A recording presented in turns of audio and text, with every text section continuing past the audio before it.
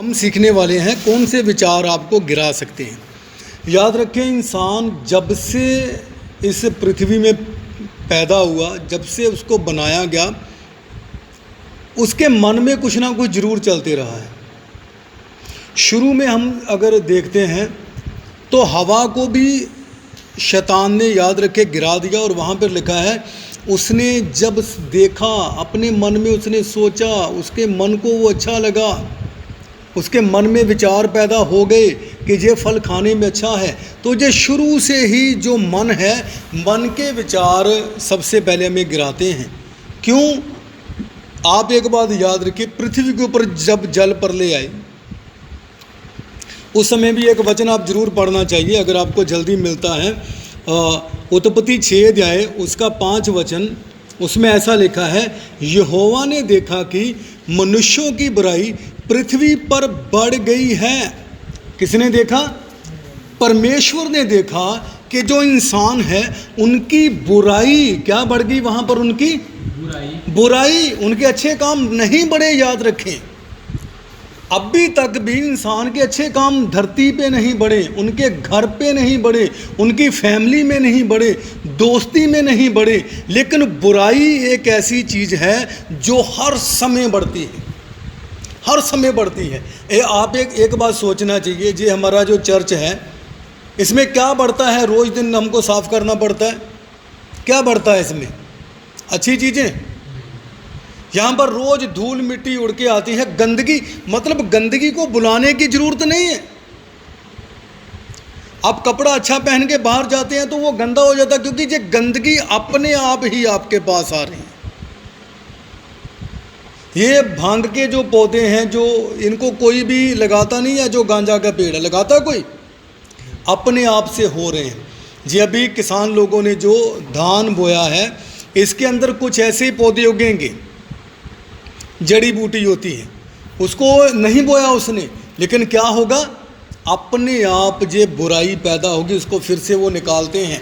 वो लास्ट तक निकालते रहते, लेकिन फिर भी जब धान बड़ा होता है तब भी वो दिखाई देते उसमें। और आप एक बात याद रखिए, अगर आप यहाँ पर रहें तो आप सोचना चाहिए, जब धान ऐसे होता है तो जो बुराई होती है, मतलब जो जड़ी बूटी है, जो दूसरे पौधे हैं, वो धान से बड़े दिखाई देते हैं और वो नीचे दिखाई देगा। बुराई ज़्यादा बढ़ती है क्योंकि हम उसे बढ़ने देते हैं। यहाँ पर क्या लिखा है? यहोवा ने देखा कि मनुष्यों की बुराई पृथ्वी पर बढ़ गई है और उनके मन के विचार में जो कुछ उत्पन्न होता है वह निरंतर बुरा ही होता है। कैसा होता है? बुरा। कहाँ पैदा होता है ये? उनके मन के विचार में, उनके मन के विचार में। याद रखिए, जब तक आप अपने मन के विचारों को नहीं बदलेंगे तब हम गिरते हैं। आप सोचना चाहिए, उस समय के अंदर जब प्रभु इन लोगों को बचाने के लिए अपने एक दास नूह नबी को चुन लिया कि जाइए आप इन्हें मेरे बारे में बताइए, वो नहीं सुना उन लोगों ने। उल्टा वो मजाक कर रहे थे, वो हर बात में मजाक उड़ा रहे थे। वो जहाज़ बन रहा था, एक भी आदमी हेल्प करने में नहीं आया, एक भी आदमी, क्योंकि उसी जहाज़ में वो भी बैठ सकते थे, कुछ लोग अगर मदद करते, लेकिन सब लोग उल्टा मजाक उड़ा रहे थे, क्योंकि उनके मन में बुराई थी।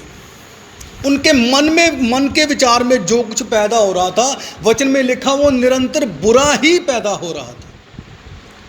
मैं फिर से आपसे कहना चाहता हूँ, बुराई है वो जल्दी बढ़ेगी। अच्छाई को बढ़ने में समय लगता है, लेकिन बुराई को बढ़ने में, बुराई फैलने में, याद रखें, बहुत कम समय लगता है, बहुत कम समय लगता है। अगर कोई आदमी पूरी बाइबल का प्रचार भी सुन ले, चाहे पूरी बाइबल का प्रचार भी कर ले, उसको पूरी बाइबल के बारे में पता भी हो जाए, लेकिन वो सभी बातों को छोड़ देगा, लेकिन एक दिन कुछ बुरा हो गया तो वो सब जगह पे उसको घुमाएगा। समझ रहे आप लोग? पूरी बाइबल भी पढ़ लिया किसी ने, लेकिन फिर भी वो उसके ऊपर नहीं चलेगा, क्योंकि उसके मन में क्या पैदा होता है, वही सबसे बड़ा सवाल है आज जीवन में। मन में क्या पैदा हो रहा है? क्योंकि यहाँ पर लिखा मन में जो पैदा होता है वो निरंतर क्या क्या पैदा होता है? बुराई पैदा होता है, बुरा ही पैदा होता है। मन में जो कुछ पैदा हो रहा है वो बुरा ही पैदा हो रहा है। तो आप इस बात को सोचना चाहिए। जब नूह ने प्रचार करना शुरू किया, वो साथ में जहाज भी बना रहा था, प्रचार भी कर रहा था। आपको पता वो जहाज कितना बड़ा था? कितना बड़ा था? बहुत बड़ा। मतलब आप इतना सोच लीजिए, वो 300 हाथ लेकर लंबा था, मतलब 450 फीट लंबा था वो, 450 फीट लंबा था वो, ठीक है। और 75 फीट वो ऐसे था, चौड़ा था, और 45 फीट ऊपर था, उनका ऊंचाई था ऐसे, इतना बड़ा था। अगर हम यहाँ से बैठकर देखेंगे तो बहुत दूर तक चला जाएगा। क्या आप आज उस जहाज को बनाने में मदद कर रहे हैं? ये आपके लिए एक सवाल है। क्या आप भी बाहर खड़े होकर मजाक उड़ा रहे हैं? क्या आप भी उन लोगों के जैसे कर रहे हैं जैसे उनके मन में जो बुराई पैदा हो गया? क्या आप भी नूह का साथ देने के लिए तैयार नहीं अभी भी? क्योंकि प्रभु ने बताया वो समय फिर आएगा, नूह का समय फिर आएगा, मतलब एक जहाज फिर बनेगा उस समय में। तो क्या आप उस जहाज में बैठने के लिए तैयारी कर रहे हैं? हाँ, कर रहे हैं कि जहाँ मजाक में ले रहे हैं जीवन को? हम क्या सोचकर सुबह उठते हैं? प्रभु आज मैं पूरा जीवन आपको देता हूँ, आज मैं दिन भर अच्छे काम करूँगा, मैं सबके साथ अच्छे से रहूँगा, मैं आपकी हर आज्ञाकारी करूँगा। लेकिन जैसे जैसे दिन निकलना शुरू होता है, इंसान के विचार बदलने भी शुरू होते हैं।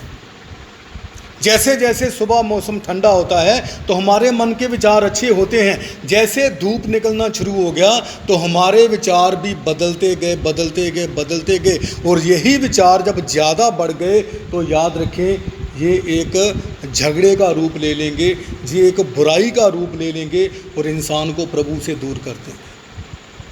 उस समय नूह और उसकी फैमिली थी, वो जहाज बनाने के लिए पूरा जीवन दे दिया, पूरा समय दे दिया, उन सब ने मिलकर काम किया, लेकिन बाकी सब मजाक उड़ा रहे थे। ये पहला काम था, ये पहला एक विचार है, मतलब मन में बुराई जो है, ये पहला विचार है जो आपको गिरा सकता है।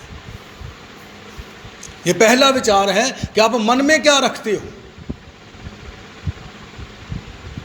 मन में अगर बुराई है तो आप गिर जाओगे। प्रभु यीशु मसीह आपको उठाने के लिए हैं, क्योंकि वचन में क्या लिखा है? धर्मी अगर 7 बार गिरे तो परमेश्वर उसे खड़ा करेगा। लेकिन कौन गिरे तो? धर्मी। तो धर्मी बनना चाहिए सबसे पहले। धर्मी गिरेगा तो परमेश्वर उठाएगा, ऐसे ही गिरेगा कोई तो प्रभु नहीं उठाएगा। धर्मी बनना चाहिए, धर्मी गिरेगा तो परमेश्वर 7 बार भी उसको हेल्प करेगा। लेकिन धर्मी बनना तो चाहिए सबसे पहले। सबसे पहले हमारे मन के जो विचार है वो तो धार्मिक होने चाहिए, वो तो धार्मिकता की झिलम पहनना चाहिए।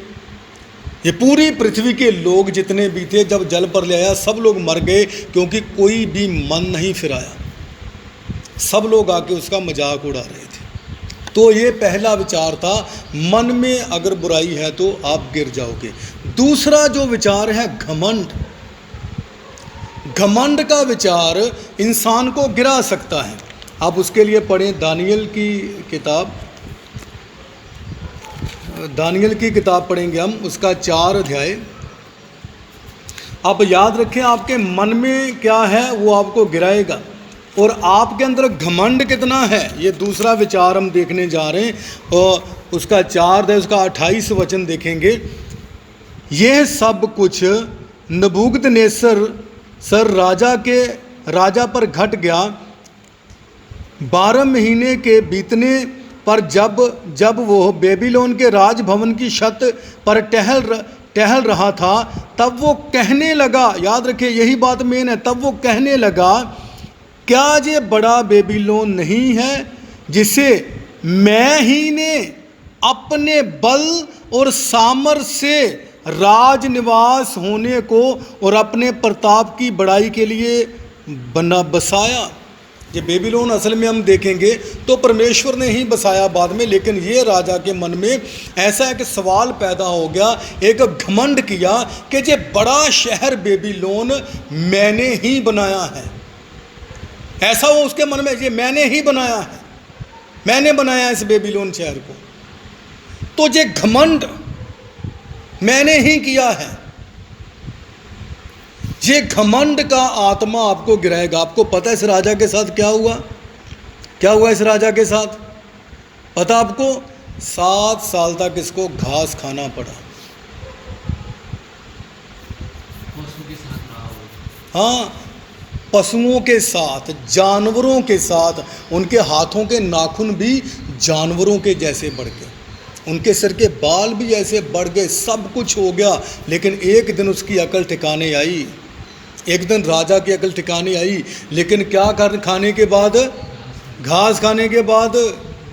आप याद रखें, मैं आपको सारा तो पढ़ने के लिए नहीं बोल सकता, लेकिन हम इसको आगे थोड़ा सा फिर पढ़ेंगे। इसका 34 वचन से पढ़ेंगे हम। उन दिनों के बीतने पर मुझ नबूकदनेस्सर ने अपनी आंखें स्वर्ग की ओर उठाई और मेरी बुद्धि फिर ज्यों की त्यों हो गई। तब मैंने परम प्रधान को धन्य कहा जो सदा जीवित है, उसकी स्तुति और महिमा ये कहकर करने लगा, उसकी प्रभुता सदा की है और उसका राज्य पीढ़ी पीढ़ी तक बना रहता है।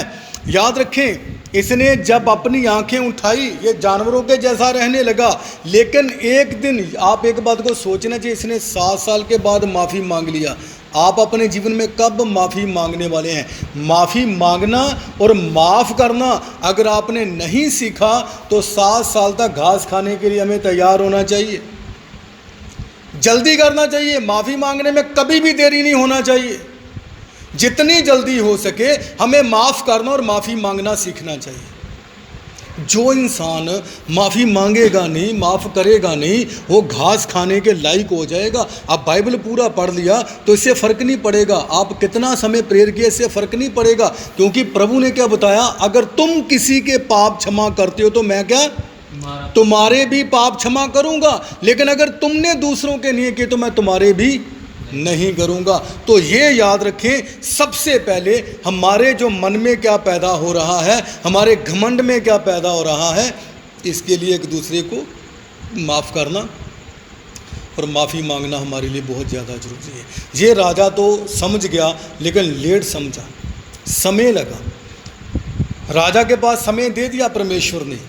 हम बाइबल को जानने वाले अगर ऐसा करेंगे तो परमेश्वर समय शायद नहीं देगा, अभी समय नहीं, आगे चलकर। क्योंकि हमारे लिए प्रभु यीशु मसीह जान दे चुके हैं। उन्होंने 39 कोड़े खाए हैं, कांटों का ताज पहना है, एक एक बूंद अपने खून की दे दी है। वो क्रूस उठाया उन्होंने, हमारे हाथों पे कील लगे, पाँव में कील लगे, उनको कांटों का ताज क्यों पहनाया? अरे सर तो हमारा हर जगह पे झुक रहा था, जाके गलतियाँ तो हम कर रहे थे, लेकिन कांटों का ताज कौन पहन लिया? प्रभु यीशु मसीह। हाथ हमारे गलतियाँ करते थे, कौन यहाँ पर किला ले लिया? प्रभु यीशु मसीह। पाँव हमारे याद रखें गलत काम की जगह पे जाते थे, लेकिन प्रभु यीशु मसीह के पाँव में उन कीलों को ठोका गया। खून हमारा गंदा हो चुका था, लेकिन याद रखें प्रभु यीशु मसीह को अपना खून देना पड़ा। प्रभु यीशु मसीह को अपना खून देना पड़ा, क्योंकि इंसान के खून के अंदर समस्या पैदा हो चुकी थी। जब तक हम इन बातों को नहीं समझेंगे, नहीं सीखेंगे, तब तक हमारे लिए जो अंदर बढ़ता रहेगा, घमंड हो, मन की बुराई हो, ये सब चीज़ें धीरे धीरे धीरे धीरे बढ़ती रहेंगी। आप एक बात याद रखना चाहिए, एक बात याद रखना चाहिए, नीति वचन 3 अध्याय का 5 और 6 वचन में क्या लिखा है? जब तक आप अपनी समझ से, अपनी बुद्धि से चलते रहोगे तो तब तक आप कामयाबी के रास्ते पर नहीं हो। क्योंकि यहाँ पर साफ बता दिया है कि तुम अपनी समझ का सहारा, क्या लिखा है? तू अपनी समझ का सहारा ना लेना। वो राजा क्या किया? अपनी समझ का सहारा लिया। जब आप अपनी समझ का सहारा लेते हो तो आप इन बातों को सबसे पहले सोचना चाहिए, आप गिरने वाले हो। हम अपनी समझ का सहारा ना लें। यहाँ पर लिखा तो अपनी समझ का सहारा ना लेना, वरन संपूर्ण मन से यहोवा पर भरोसा रखना। अपने पूरे मन से परमेश्वर के ऊपर भरोसा रखना। हम अपनी बुद्धि से सोचेंगे तो हमारी बुद्धि ज़्यादा नहीं है। हमारी बुद्धि कितनी होती है आपको पता है? यहाँ से थोड़ा समय इधर उधर बातचीत किया, गेट के बाहर गया तो बुद्धि चेंज होती है। इस स्टेज के नीचे उतरे तो हमारी बुद्धि चेंज होती है। हम हर 2 मिनट में अपना खुद का फैसला बदल देते हैं। 2 मिनट में नहीं, 1 मिनट के अंदर भी याद रखें, हमारे मन के अंदर 60 से 70 हज़ार विचार पैदा हो जाते हैं। अब सोचना चाहिए, हम एक ही सेकंड में साधु संत बनते हैं, लुटेरे बनते हैं, डाकू बनते हैं, अच्छे बनते हैं, बुरे बनते हैं, पति बनते हैं, कुछ भी बनते हैं। क्या क्या बन जाते हैं कि सेकंड के अंदर हम अपने फैसले बदलते हैं कि हमारी बुद्धि इतनी है। लेकिन परमेश्वर याद रखे, अगर कोई फैसला ले लिया, आप बाइबल में लिखा है परमेश्वर की जो कल्पना है वो हमारी लाभ की है, हानि की नहीं। मनुष्य जो कल्पना करता वो हानि की है, क्योंकि अपनी समझ के साथ वो कर रहा है। लेकिन परमेश्वर अगर आपके लिए कोई योजना बनाया तो परमेश्वर की योजना लाभ की है। आप लाभवंत बनना चाहिए, लाभ लेना चाहिए परमेश्वर से। परमेश्वर से मांग लेना है ना कुछ, तो अच्छा लेना चाहिए। आप किसके सामने जाते हैं रोज़ आप याद रखें, आप परमेश्वर के सामने हैं तो परमेश्वर से अच्छा लेना चाहिए। आप किसी बुरे इंसान के सामने जाएंगे तो बुराई मिलेगी, लेकिन आप परमेश्वर के सामने हैं तो परमेश्वर से अच्छा लेना चाहिए। और आगे क्या लिखा? उसी को स्मरण करके अपने सब काम करना, वो तेरे लिए सीधा मार्ग निकालेगा। याद रखें, आप परमेश्वर के सामने जाएं, अपने घमंड को छोड़ दें। हमारा घमंड किसी भी काम का नहीं है। हमारा घमंड, हमारा जो परमेश्वर था, हमारा जो पिता था, याद रखें, आप उसको स्मरण करें। क्यों बताया मैंने? आप अपने घमंड को सबसे पहले नीचे रखें और आप प्रभु यीशु मसीह को देखें। आप लूका 2:7 में देखेंगे, वहाँ पर क्या लिखा है? और वो अपना पहलौठा पुत्र जनी और उसे कपड़े में लपेटकर चरनी में रखा, क्योंकि उनके लिए सराय में जगह ना मिली। याद रखे क्या लिखा है? उनके लिए, मतलब किसके लिए? प्रभु यीशु मसीह के लिए वहां पर जगह नहीं थी, बाकी सबके लिए थी, क्योंकि सबके पास पैसा था, सबके पास पैसा था, सब अच्छे घराने के थे। लेकिन प्रभु यीशु मसीह एक गरीब फैमिली के अंदर जाकर जन्म लिया, एक चरवाहा की वो चरनी के अंदर, जहाँ पर चरवाहा लोग अपनी भेड़ बकरियों को आके बांध देते, वो चरनी होता है जिसमें वो चारा डालते उनको, उस चरनी के अंदर प्रभु ने जन्म लिया। याद रखे, वो पृथ्वी का मालिक हमारा प्रभु क्या बोलता है? आकाश मेरा सिंहासन और पृथ्वी मेरे पाँव की चौकी है। वो प्रभु कहाँ पर जन्म लिया के? एक चरनी में। क्या हमारा घमंड बड़ा होना चाहिए? क्या हम खुद को ऐसा बना रहे हैं? हमारा परमेश्वर चरनी में आ गया, हम कहाँ पर जाना चाहते हैं? हम कहाँ पर जाना चाहिए? ये घमंड जो है हमारा, ये हमें हमेशा गिराएगा, ये हमें गिराएगा। लेकिन अगर आप प्रभु यीशु मसीह को जीवन दे दिया तो परमेश्वर आपके लिए नया रास्ता खोलेंगे, आपको नया जीवन भी देंगे। लेकिन अगर हमारे मन का घमंड ऐसे ही बैठा रहा तो हम गिर जाएंगे। तो ये दूसरा जो घमंड है, ये विचार हमें गिरा सकता है। जैसे हमने उस राजा को देखा कि कैसे वो गिर गया, कैसे उसके मन में सोच लिया कि ये बड़ा बाबुल का शहर है, बेबीलोन है, ये मैंने खड़ा किया, वो गिर गया। लेकिन हम नहीं गिरना चाहिए।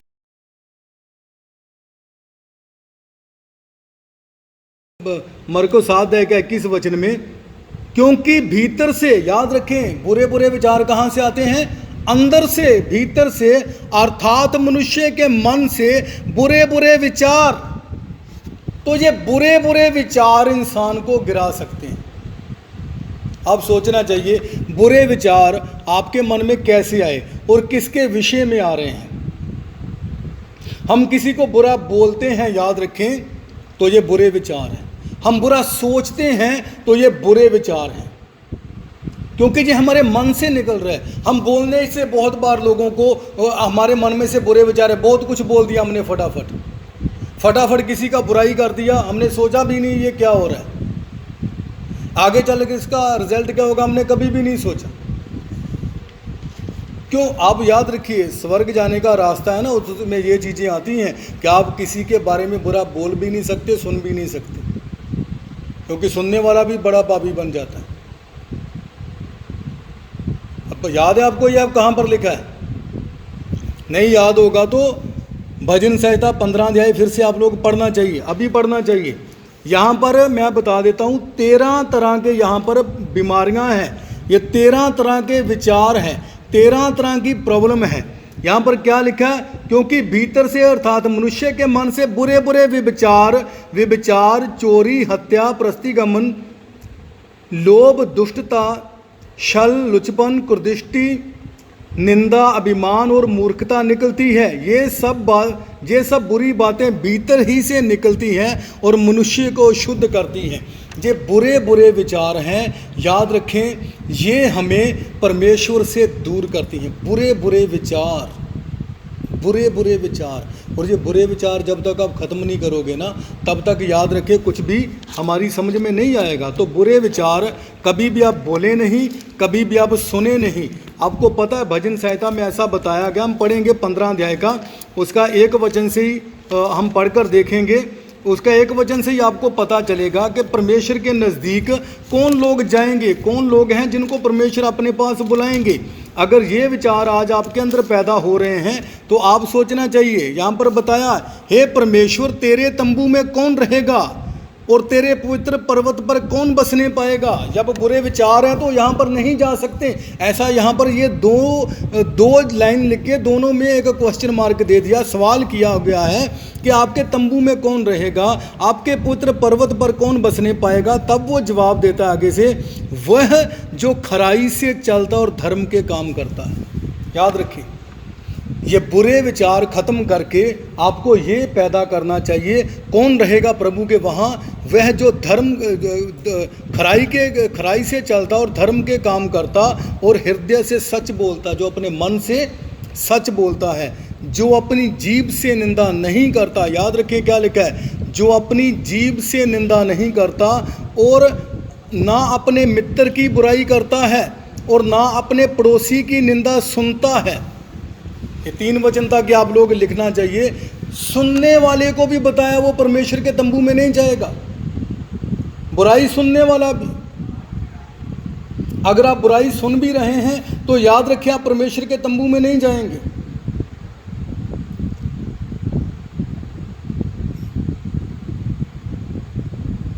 ये बुरे विचार हमें याद रखें गिराएंगे, ये बुरे विचार हमें गिराएंगे। ये बुरे विचार गिरा सकते हैं इंसान। ये बुरे बुरे विचार मन में हैं, लेकिन याद रखें दाऊद परमेश्वर का दास हमें बताया कि वह जो खराई से चलता है वो परमेश्वर के पास जाएगा। क्या आप खराई से चल रहे हैं? और आगे बताया जो धर्म के काम करता। कौन सा धर्म का काम किया हमने? कौन सा धर्म का काम हम कर रहे हैं और कौन सा धर्म का काम हमें करना चाहिए? याद रखें, सिर्फ बाइबल पढ़ना, प्रार्थना करना, इसके ऊपर ही बात करना, ये धर्म का काम नहीं हो जाएगा। सिर्फ इसी को देखते रहेंगे ना, हम ऐसा सोचेंगे बस एक ही काम करना है हमें, तो हम धार्मिकता के काम नहीं करेंगे फिर, क्योंकि धर्म के काम करना एक अलग बात है। जो लिखा है हृदय से सच बोलता, कौन मन से सच बोलता है?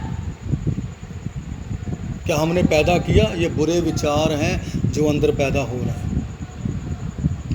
दूसरा करंथिया 5:17 में क्या लिखा हुआ है? ऐसे बताइए क्या लिखा हुआ है? हाँ, दूसरा करंथिया 5:17 में क्या लिखा हुआ है? जो कोई मसीह में है वो क्या है? नई सृष्टि है। यदि कोई मसीह में है तो वो क्या है? नया सृष्टि है। क्या लिखा है? इसलिए यदि कोई मसीह में है तो वो नई सृष्टि है, पुरानी बातें बीत गई। और देखो सब बातें नई हो गई। आप मसीह में नई सृष्टि हैं। याद रखें, प्रभु यीशु मसीह कोई नया धर्म लेकर नहीं आए। प्रभु यीशु मसीह कोई नया सिस्टम लेके नहीं आए, लेकिन प्रभु यीशु मसीह नया जीवन लेके आए आपके लिए, नया जीवन। प्रभु यीशु मसीह कोई धर्म का स्थापना नहीं किया। प्रभु यीशु मसीह सिर्फ आपको नया जीवन देने आए हैं। इसीलिए बताया जो कोई मसीह में है, तो नया धर्म नहीं पैदा किया प्रभु ने, नया जीवन पैदा कर दिया। जो कि मसीह में है तो वो नई सृष्टि है। देखा, पुरानी बातें बीत गई। क्या आप सोचकर देखिए, पुराना जीवन चला गया जहाँ वहीं पर रुका हुआ है। क्या पुराना जीवन मैंने खत्म किया, जहाँ आज भी वहीं से शुरू करता हूं मैं। जो कोई मसीह में है, तो आप किस में हैं? क्या आप मसीह में हैं? क्या आप मसीह के कहने के ऊपर चलते हैं? जो मसीह में है वो नई सृष्टि है। ये नहीं बताया जो बाइबल स्टडी किया वो नई सृष्टि है। ये नहीं बताया जो चर्च में आ रहा है वो नई सृष्टि है। ये नहीं बताया जो कि बपतिस्मा लिया वो नहीं। लेकिन जो कोई मसीह में है, और मसीह में कैसे? प्रभु यीशु मसीह बताया, मैं अंगूर की बेल हूं और तुम मेरी डालियां हो, और जो डाली मुझ में रहती है। मसीह में कैसे रहना है? जैसे एक डाली पेड़ के साथ लगी रहती, तो कितनी दूरी रहती? इतनी दूरी रहती वो, इतना पूरा सट्टा रहता है। इतना, हाँ, पूरा अगर इधर रखा तो ये सड़ जाएगा। तो मसीह में रहने का मतलब है मसीह के अंदर, उसमें से निकलना, मसीह में से निकलना। और मसीह के अंदर क्या है? वो मेरे और आपके अंदर पैदा हो, हर विश्वासी के अंदर पैदा होना, हर एक चेला के अंदर वो पैदा होना जो मसीह के अंदर।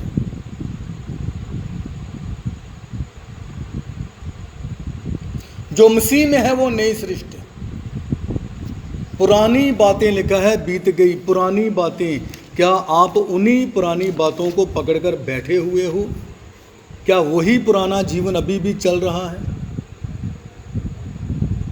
अजूब भी बताया ऐसा, क्या तुम उसी रास्ते पर चलोगे जिस पर बुरे आदमी चलते थे?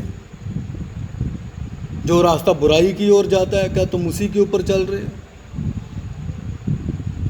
याद रखें, ये चीज़ें हमें गिरा सकती हैं। लेकिन मैं लास्ट एक वचन आपको देना चाहता हूँ, आप उसको पढ़ना चाहिए। इफिसियों की किताब 4 है, उसका 22 और 23 वचन। हमें क्या करना चाहिए?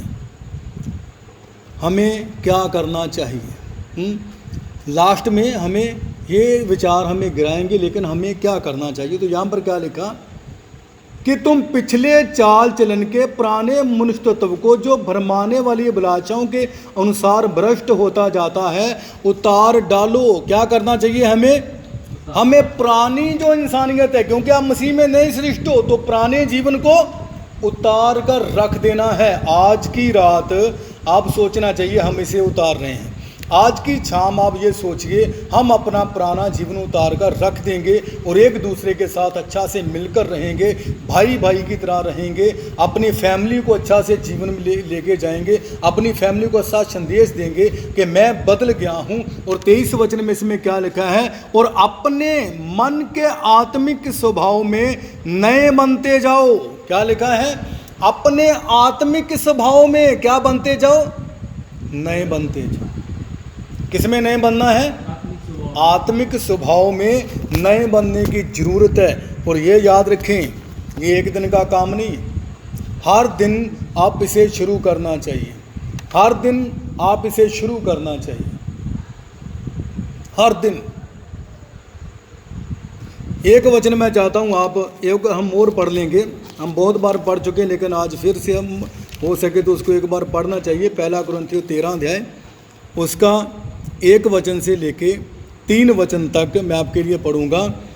यदि मैं मनुष्यों और स्वर्गदूतों की बोलियां बोलूं और प्रेम ना रखूं, तो मैं ठनठनाता हुआ पीतल और झंझनाती हुई झांझ हूँ। याद रखें, पौलुस परमेश्वर के दास यहाँ पर बता रहे हैं कि अगर हमारे अंदर प्रेम नहीं है तो भले ही आप स्वर्गदूत के जैसा बोलो, भले ही आप मनुष्यों के जैसा अच्छी रीति लोगों को दिखाओ, लेकिन अगर प्रेम नहीं तो ठनठनाता हुआ पीतल, मतलब एक खाली बर्तन के जैसे हो जो सिर्फ आवाज़ ही करता है लेकिन अंदर कुछ भी नहीं। तो झंझनाती झांझ, कुछ भी फर्क नहीं पड़ेगा उसके अंदर क्या आवाज़ आ रहा है, कुछ भी समझ में नहीं आ रहा। तो आपका जीवन ऐसा नहीं होना चाहिए। और आगे क्या बताया वो, और यदि मैं भविष्यवाणी कर सकूं और सब भेदों और सब प्रकार के ज्ञान को समझूं, और मुझे यहाँ तक पूरा विश्वास हो कि मैं पहाड़ों को हटा दूं वरन प्रेम ना रखूं तो मैं कुछ भी नहीं। ये पता है, भविष्यवाणी करे सब कुछ पता हो जाए, मैं पहाड़ों को भी हटा दूं, लेकिन अगर प्रेम नहीं है तो ये बता मैं कुछ भी नहीं हूं। अगर याद रखें आपस में प्रेम नहीं है तो ये विचार भी हमें गिरा सकता है। अगर प्रेम नहीं है तो ये विचार बुरा है, ये हमें गिराएगा। यदि मैं अपनी संपूर्ण संपत्ति कंगालों को खिला दूं, याद रखें ये बता रहा है परमेश्वर के दास कि अगर मैं अपनी पूरी संपत्ति भी कंगालों को दे दूं, पूरी जितना भी धन दौलत है सब कंगालों को खिला दूं, या अपनी देह जलाने के लिए दे दूं, अपने शरीर खुद को भी बोल रहा है जी, अगर मैं खुद को भी दे दूं दूसरों के लिए, लेकिन क्या है अगर और प्रेम ना रखूं तो मुझे कुछ भी लाभ नहीं। ये बताया अगर प्रेम ही नहीं है तो मुझे कुछ भी लाभ नहीं है। अपनी संपत्ति भी दे दूं, खुद को भी दे दूं जलाने के लिए कि मुझे ख़त्म कर दो, लेकिन प्रेम नहीं है तो ये बताया कुछ भी नहीं है, कुछ भी नहीं है। आप लोग भी एक दिन भजन गाया, कुछ भी नहीं, कुछ भी नहीं, प्रेम के बिना कुछ भी नहीं, प्रभु के बिना कुछ भी नहीं। तो कुछ भी नहीं है बिना प्रेम से, प्रभु के बिना कुछ नहीं, कुछ भी नहीं है। तो प्रेम बढ़ना चाहिए हमारे अंदर। आइए हम आँखों को बंद रखेंगे।